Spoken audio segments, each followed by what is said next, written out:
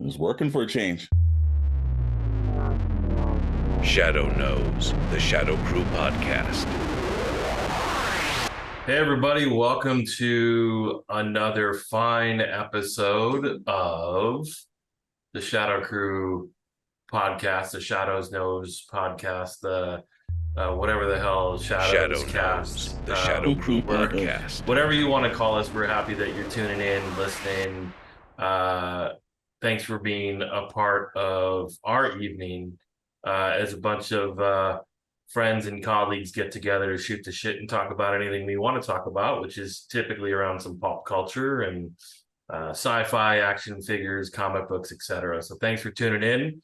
We have one member missing this week, but soon to return next week. So Mr. Chet Maddox will be back with us, but definitely missing his presence this week. But fellas, I'm super excited to get into some really great topics. I know last week there were some really hot topics around some films, and we got into our favorite weapons from movies. So that's super excited. But I think the first thing that I'd love to talk about is we got a lot of comic book films, television. Over the past 15, 20 years, it's been rampant. And I think we all can agree, outside of your Warner Brothers related films, at least some of them, that Marvel/Disney have executed it really well for the most part. But with this recent change in characters after Endgame, it seems like it feels like that things are going a bit downhill. So the question to you all is, did the era of superhero films end with Tony Stark's snap? If you all remember Endgame, the snap, Thanos and everyone else goes bye-bye. Bye, Felicia. Was that the conclusion? And what are you all feeling about superhero films, TV series in general? So I want to get right into it. There's a couple of great outliers that show up every now and then. I thought The Batman was a decent film. It wasn't as good as most of the other Batman films, but it was decent. I'm vengeance.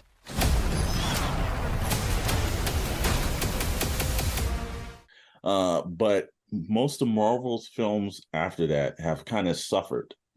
And I don't know, it's because they replaced most of the A-list Marvel characters and ideas. I'm surprised that they didn't just recast those characters. But it seems like that was definitely the downturn in the industry when it came to, I guess, people's hype on these superheroes. Yeah, Marvel, the only thing they had after that was Spider-Man and Doctor Strange that were pretty good. Mm-hmm. And then all the TV shows have been not great to terrible. And I would beg to differ, though, because I thought Loki was an outlier. Okay. Loki was all right. Yeah. Compared to the other ones, yes. Yeah. But, they were on top. Like every movie that came out was $1 billion movie, and then all of a sudden it stopped, and it wasn't because of the pandemic. It was because their movies just took a turn for the worse. Yeah.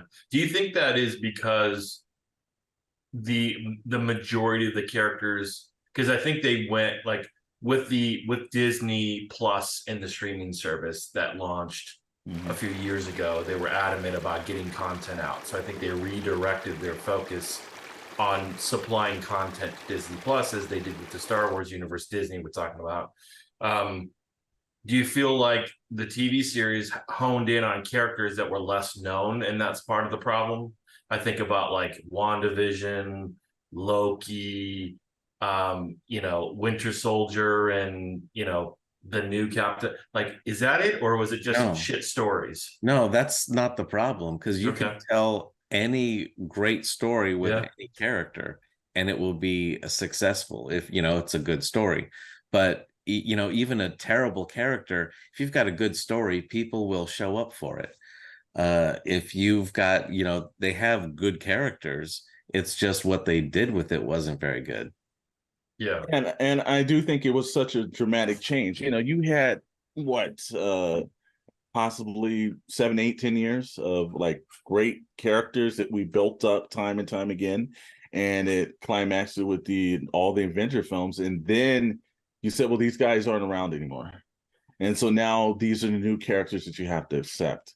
And even in the comic books, those characters are still not as beloved as I guess the originals.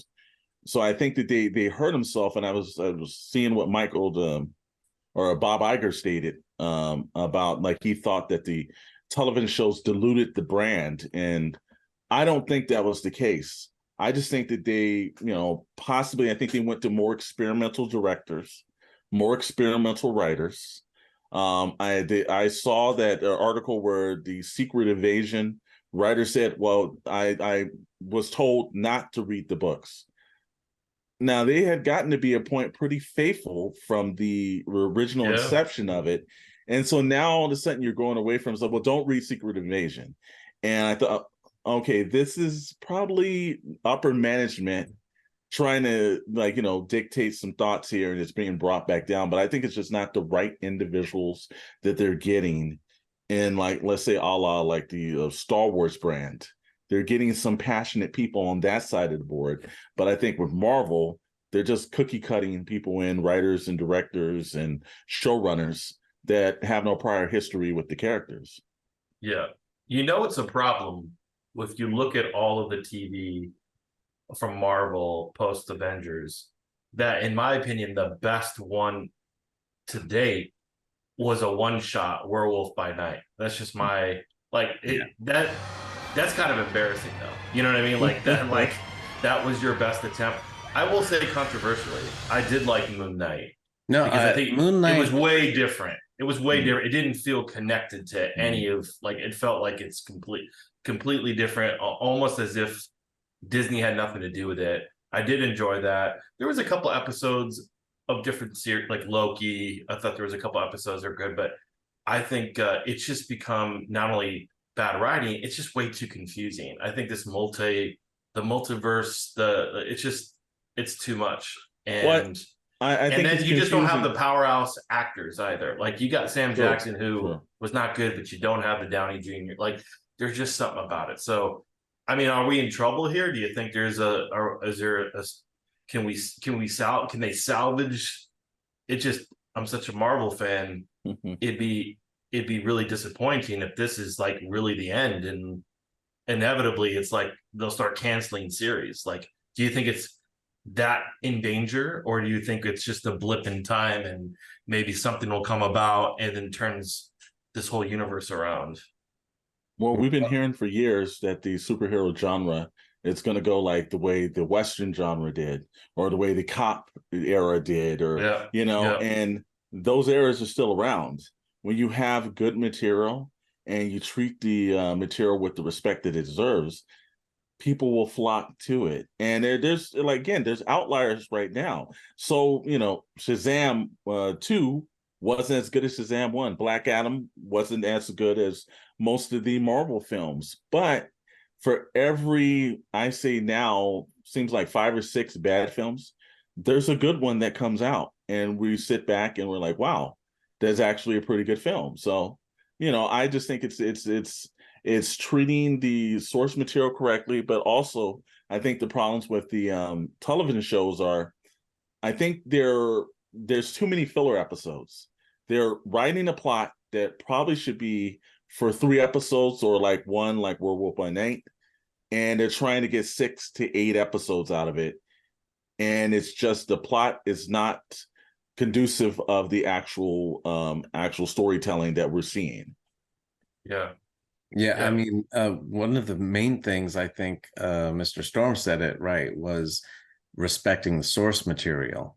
Because when they get away from what made the character popular, oh, surprise, nobody wants to watch that. You Mhm. know, it's it's like, actually go back, read the stuff. Don't read that because we can't afford to get Captain America back on this. We got Sam Jackson, that's enough.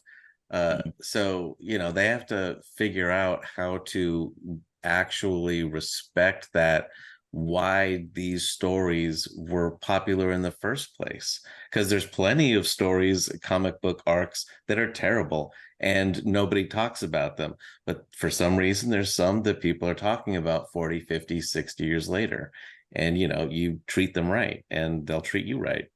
Yeah. Do you think maybe the era of more humorous attempts at comic book movies, the traditional Marvel style, where most of the movies had a really, the Guardians of the Galaxy, the Avengers had a kind of a lighthearted, there were some dark parts, obviously. And do you think it'll start to pivot towards like Joker type of like real dark, real gritty? Because that film did really well. Like, do you think like that's the next phase, is to maybe go darker? I don't know if Disney would do it, but like you think about DC, Beetle's a DC's big always been flop. dark. But I mean, like, does it get to that level? Like Joker, there's a lot of controversy of like there wasn't a one element of that movie where you smiled. It was like, I think there's a lot of criticism about like mental health, and it went really deep psychologically for a lot of people. And now they're making a sequel. I know they're talking about it's going to be a lot of music. I don't know what the hell's going on there. But do you think that's the way to maybe save comic books, is to go that route, or now you need a balance? No, I mean, DC has always been darker than Marvel. True. And that's their brand. I think they should stick with that. That's why the Zack Snyder movies were darker. Some people didn't like that because they weren't the Marvel, but that's not what DC is. They've always had sort of a darker, more mythic feel to all the stories. The Marvel is quick quips, and Spider-Man saying a joke as he's catching the bad guys. So I don't think that would work for Marvel going forward. They need to stick with what's kept them going, but just go back to what worked. Well, I'm looking at, like, all right, we think about Aquaman, and that's not as dark as Snyder's version, but it took the best elements out of it, and it also incorporated better elements. Wonder Woman, not as dark as Zack Snyder, took the best elements, but incorporated different elements. I think when you do a even balance, I think it works. Flash didn't take any elements from Zack Snyder and didn't bring any elements in. I think it's just, and that one, I think the Flash looked like that was heavily executive handed. That looked like there was a lot of notes, and a lot of people were telling the director what to do and their vision and everything. And I think you can be too heavy-handed into the creative process. But when it works well. Again, Aquaman's not as dark as Superman and Batman: Dawn of Justice, but it plays better to the general audience than I think Superman and Batman does. I think that Guardians of the Galaxy is good, but it doesn't play for Marvel as well as, let's say, the Winter Soldier, Captain America: The Winter Soldier. Do you have to learn how to have your balancement in it? And I think Ant-Man suffered because the first two films were extremely fun, extremely family friendly.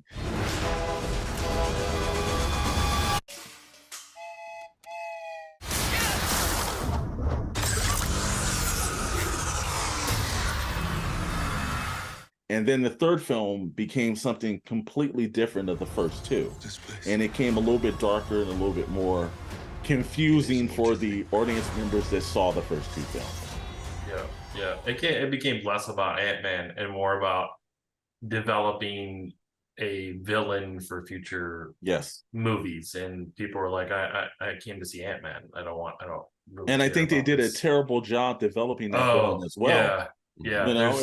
If you're going to if you do Kang, you've got to do somebody that you care about. And I think that it almost was like they did a comedy sketch with the guy, and he went from being nice, and then he went from yelling at people to, and the end sequence was just something where you're like, okay, did they just spitball this in the room and throw this together? I think they really hurt Kang it's like when we saw Thanos show up, it was like, okay, we knew this character was going to be like a contender for the worst Marvel villain we had seen. Kang shows up and you're like, I think they need to look for another villain that's going to go in the other films, because I don't think Kang's going to do that. Yeah, it's hard to follow up with Josh Brolin. I mean, he did Yes. I think that's underrated, like an underrated role there. I mean, he really captured the essence of I think it's one thing I think he did tremendously well that I don't think is ever executed. It's probably few or far between, is when you hate a bad guy, but then you also kind of, there's elements that you like him. Mm-hmm. And if you could establish that balance, it's, you know what I mean? Like, exactly, you kind of like him, but then you're like, I think it did it really well. I mean, the writing had a lot to do with it, but it's great. But what bad guy gets what he wants and then retires? He's like, you know what? I'm gonna go up to my farm now. I killed everyone. I'm good. I mean, I was like, why do you have to chop his head off, man? He's just living life. His hands all burnt to shit. He's, I mean, the dude just wanted to get some fishing in, maybe plant some flowers. But he killed half the known universe, man. He killed half the known universe. I know, but in order to attain what he wanted, you gotta protect the senior citizens, man. You know what I mean? Come on. That's a real estate opportunity. That is. Yes. It'd be funny to do like if you.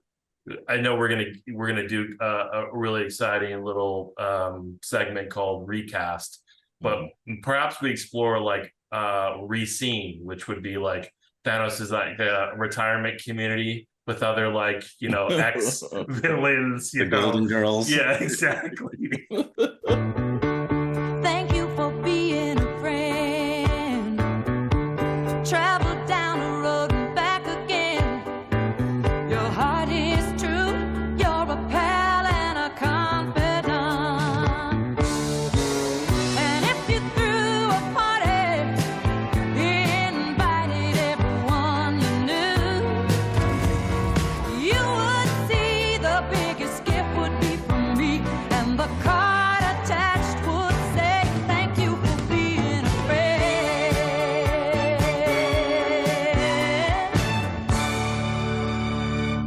Sitting there playing Scrabble and Thor chops his head off in front of everybody. I don't know. Might be something on. I don't want to spend a lot of time on Blue Beetle. I didn't even see it. I didn't either. I don't know, Alex, if you I unfortunately you sucked it up. Oh my! I knew one of us had to actually do the grade and do it, so I actually went to go see it. And sir, look, we're gonna give you a medal. You get a medal of achievement for sitting through that. There was the lead actor. I thought he did a pretty good performance. He seemed well. I think the loose cannon in this, and it's unfortunately, is George Lopez. I think that they have somehow in these films they have a way of having this one outlandish character, and I thought with Awkwafina did a terrible job in Shang-Chi. Like they overstill the spotlight, and they're really just become from being funny to being annoying by the time he ended the film. And I think that it's unfortunate what George Lopez is. I think it's the second superhero film that he was in that was really, there was a low budget one where I think he was a cop. I can't remember the name of it, but it came out like several years ago, and it suffered the same fate. It went right in the theater and right out the theater. But I think that there was some good moments. I think if you're a person that it enjoys superhero films with a little bit of lightness to it, it had it in there. But I think as the overall public, you're not going to get people to go in there and see this film. He's too less of a character that absolutely no one knows. You would have to be a comic book character reader in order to go into the theater and know who Blue Beetle was. And that's like, what, one out of every 100,000 people that might know who the character was. It was a poor film to do, and I think it just goes to show, I know they cut Batgirl several years ago, and they said that was unwatchable. And I think Blue Beetle kind of was one of those films where it didn't quite fit in the Snyderverse, and I don't know what they were doing with it. It just didn't make any sense. And again, I thought there were some good performances, but as an all, it's a skip, man. Has anybody ever read a Blue Beetle comic book? Only when he's been in like the Justice League. Yeah, or I Justice mean, yeah, Society like or I've something, seen you he's know? made appearances, but like an Mhm. actual solo Blue Beetle book. I did not know. I haven't. Unless it was part of the crossover stuff, I don't think so. But there was a lot of Blue Beetle, like when they did the Infinity Crisis and 52 and all that. Yeah. And so that was when I was heavily reading, and I think I got like all 52 weeks of that shit. I liked the character, but that was the old character. That was the Ted Cord. That wasn't the new guy. I haven't read any of the new Jaime Reyes stuff.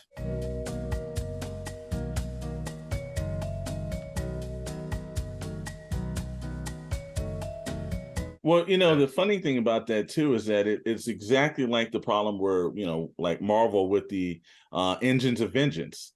Everyone knows who Ghost Rider is. Everyone knows who is Johnny Blaze or even Danny Ketch. But when you did Robbie Reyes, everyone was like, who's this character? The only thing they knew is that he drives like a muscle car. And it's a problem where you go 2, 3, 4 versions of the character, and a lesser known character makes it to the screen. I think you're hurting the franchise with that. So if they would have started the Blue Beetle with the actual original character, and then probably would have worked several films, and he has to pass the mantle down, I could see that probably working. Or just do it in the first movie. It's like you Yes. start with Ted Cord established as the Blue Beetle. Something happens, he has to pass it on to Jaime. Mhm. Yeah. What do you all think about Ghost Rider possibly coming back into? No, I I mean that's the rumor is I that heard. Ghost Rider is coming back. But I heard it's Ghost Rider with Nick Cage. I mean, I'll be honest with you. I'm excited. I want to see Nick Cage's Ghost Rider. I don't want to see anybody else. He Ghost had Rider. 2 chances and they both sucked. So and the worst part is the second film, he had probably one of the best living actors next to Denzel Washington. He had Idris Elba in it, and they couldn't make the second film good. And I think they didn't treat that with the respect it did. I heard a couple of years ago they were talking about Keanu Reeves for the role, and I think that probably would have been great.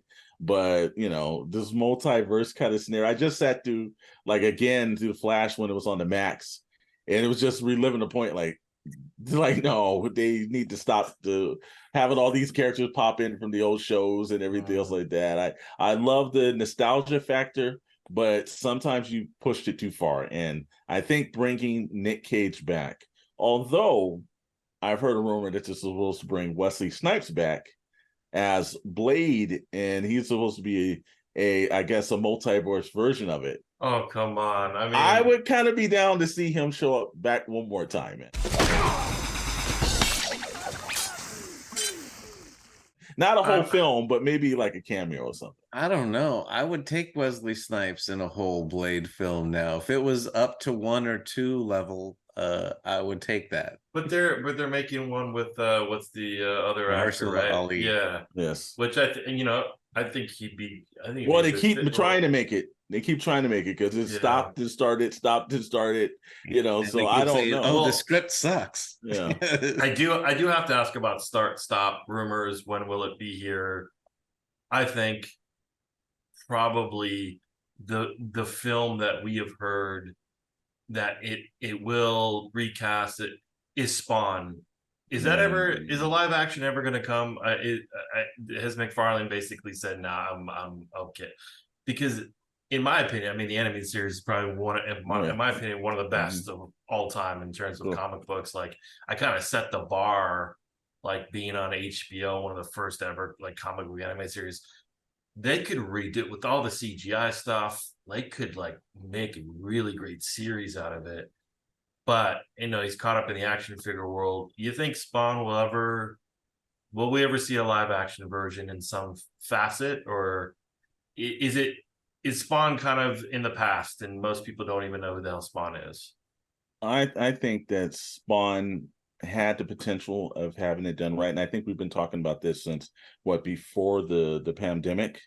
Tom McFarlane keeps putting on his headlines, it's coming, it's not, this is changing. And I know he wrote that first screenplay for it that he took to Jason Blum.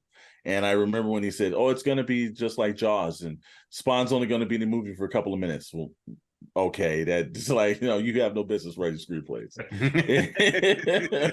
It's like, it's titled Spawn. It's like, Spawn's going to show up for 5 minutes, and you're going to waste Jamie Foxx's performance for 5 minutes. I think the problem with Spawn is Todd McFarlane. I think that Todd McFarlane's his own worst enemy. I think he's a very talented guy. I think he's a great toy manufacturer. I think he has no business in Hollywood, because he has this version that he believes that his character should be. Should they keep it kind of faithful to the book in certain parts? But let's be honest, all Spawn does in the books is sit in the alley on like a perch, and that's about it. He doesn't really do too many fantastic things in the book, and I think the book's up to 350 issues. I think that he's hurt himself by overhyping this character. Hey, we're doing a movie, and I'm doing it with Jason Blum, and I'm doing it, and every couple of like months, 6 months, every convention, he's like, it's coming. I think he's his worst enemy when it comes to this movie, because one, you're right, Chris. No, outside of the comic book community and maybe a couple of people, not one exec knows who Spawn is. No. Nobody knows who Spawn is. No, he had the best-selling book 300 because he printed 300 copies of the book. That doesn't make him on the same level as Superman, Batman, or any of the lesser known. I think people knew Moon Knight more than they knew who Spawn was. You know, that's true. I mean, I think there's only one way to say that. Nicolas Cage as Spawn live action. I mean, let's go for it. I think they did that. It was called Renfield. I just saw that. So animation, Mario Brothers destroying the box office, absolutely kicking ass.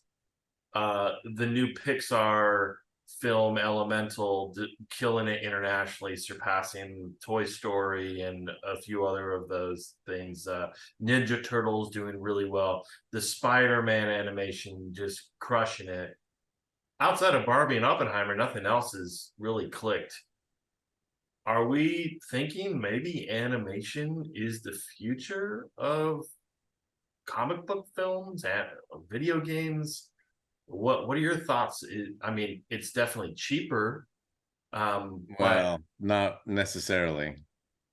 Really? So you think budget wise, Pixar movies, that was the problem. Lightyear cost so much money; it was like $200 million or more. That's just it had no chance of making that. But the thing about animation is that you can be faithful to the look of the characters. Like Mario Brothers, that looked just like the animation that they showed on the package, not on the game, but on the package of the game.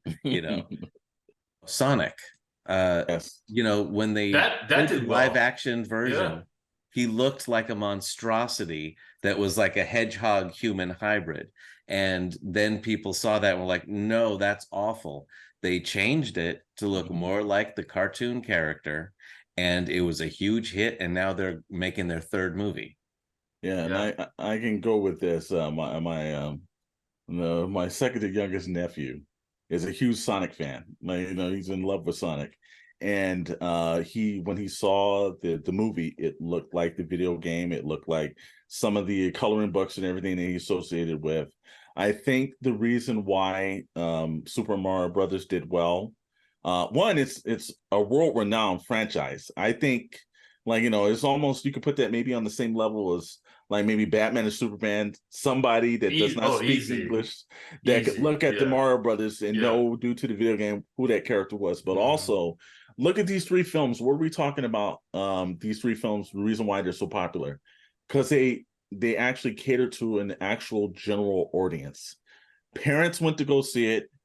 Children went to go see it, and everyone walked out the theater with a good time. The same thing with Teenage Mutant Ninja Turtles, the same aspect where, most of the Pixar movies, I think that because they're appealing to a greater audience, and I know Spider-Man, into the Spider-Verse does extremely well because, like Dr. Brentley said, is that you can 100%. They look like the characters that look like they leapt off from either the book or through the packaging and everything onto the screen. But second is that it catered to an audience that there was no one left out. It wasn't too adult for children, and it wasn't too children for adults. And I think that Marvel and DC should really pay attention because they have the opportunities of taking their characters and building it to. You want to get more kids to go into the comic book stores? You do things that look like they came from the comic book market. We look how big manga is. One Piece, the animation looks just like the manga. You can get an actual fan from one to the next. I think that if you're going to go a cheaper route than having Chris Pratt and all these mega stars that you're paying all this money to, you do the characters, you do great animated films. I think you will get more newer people coming in, newer audiences from younger that will go over multi-line with those characters, man. Yeah, because no matter how much makeup you use, Bob Hoskins is not going to look like Mario. No. And John Leguizamo wasn't he a little bitter that he wasn't the next one? Like, why am I not in this next one? Like, did you see your first performance, brother? You gotta ask why they didn't ask you back. I just want to see like Mickey Mouse live action and how like terrorizing it will be to kids. Now, Nicolas Cage, I would see him as Mickey Mouse. Yes, love it.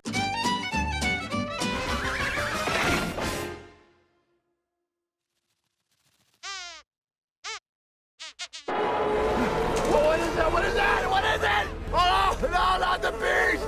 Not the beast! Ah! Oh, my eyes! Eyes! Ah! And Nicolas Cage would happily take that money. Yes. Hey, man, stop. Yeah, exactly. We're almost out of time here for the episode, but on the animation front, as we wrap things up, is there a franchise? Is there a character? Is there perhaps like a Spawn that's been talked about, that another live action that you would rather see as animation? Anything that you've recently watched that would have been like, could have been better as an animation or CGI?